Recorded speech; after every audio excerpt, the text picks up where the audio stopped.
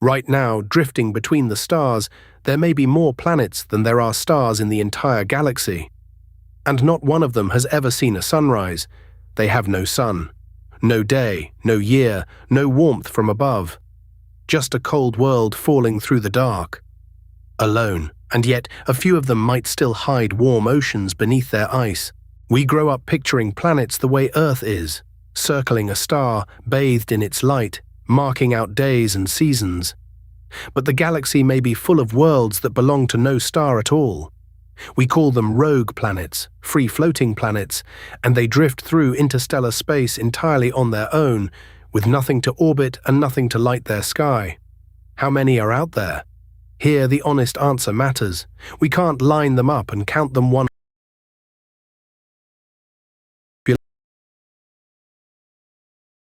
Studies estimate rogue worlds may outnumber the stars in the Milky Way, possibly by a wide margin.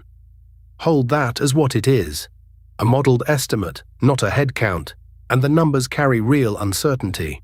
But even the careful version is staggering, billions of planet-sized worlds drifting in permanent night. So if they give off almost no light, how do we know they exist at all? The answer is one of the most elegant tricks in astronomy: gravitational microlensing. Einstein's relativity says mass bends space, so when a dark, drifting planet passes almost exactly in front of a distant background star, its gravity acts like a lens. For a few hours or days, the far star briefly brightens, then fades. No image, no reflected light, just a star that swells and fades on cue, the fingerprint of an invisible mass passing by. Ground surveys like Ogle and MOA have watched millions of stars and caught these brief brightenings for years, and some of the shortest events show no detectable host star at all, the telltale sign of a planet wandering free. That part is verified. These lonely worlds are not a guess. We have watched their gravity bend starlight. Then, in 2023, came a genuine surprise: the James Webb Space Telescope, the most powerful eye we have ever sent into the infrared, turned toward the Orion Nebula, a vast stellar nursery, and found roughly 40 pairs of free-floating planet mass objects drifting 2 by 2. The team nicknamed them jumbos, Jupiter mass binary objects, planet-sized worlds with no star gently orbiting each other in pairs. And here is the honest part: nobody fully understands how they formed. Standard models of how planets are made struggle to produce them, and standard models of how stars are made struggle too. As of today, jumbo formation is an open question. That's not a flaw in the discovery. The open question is the discovery. So why is a planet wandering alone in the first place? There are two leading ideas, and we should be straight about how solid each one is. The first is ejection. A young planet forms around a star, then gets gravitationally slingshotted out, flung into interstellar space by a close encounter with a bigger world. That mechanism is well supported by simulations. The second is that some of these objects may have formed alone, directly from collapsing gas, the way a star does, just never gathering enough mass to ignite. For the jumbios especially, that's still debated.